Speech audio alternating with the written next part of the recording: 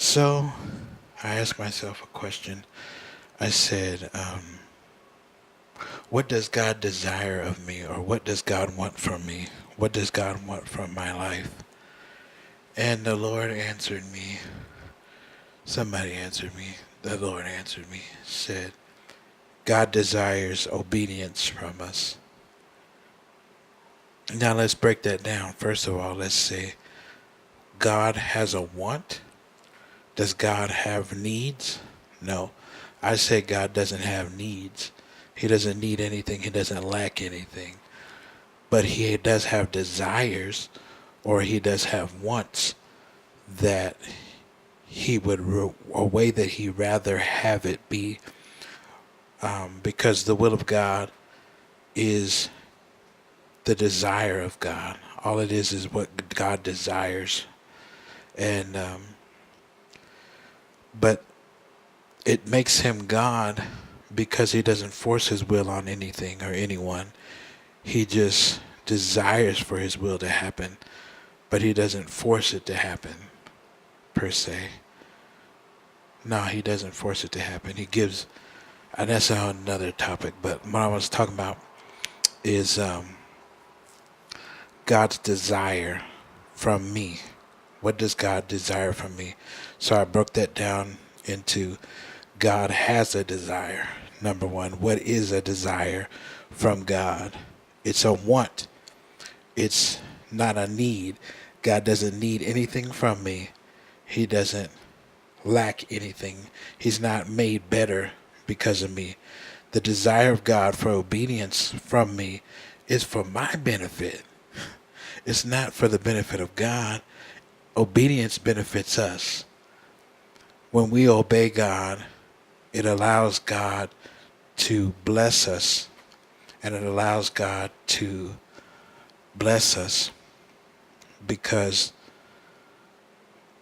obedience to God is what will allow us to walk in the path of righteousness, the path of blessing, the path of pleasure.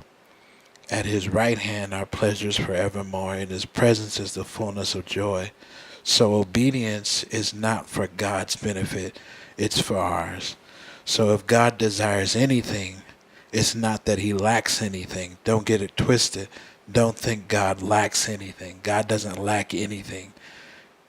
He's trying to benefit us through obedience. So I said, well, what God want? What does God? What does He want from me? What does He want from my life?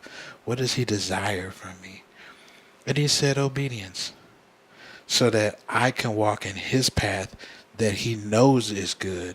He said in Jeremiah, I think it's 29:11, I know the thoughts that I have towards you, thoughts of good and not of evil, to give you an expected end, or to give you an end that he already knows what will happen.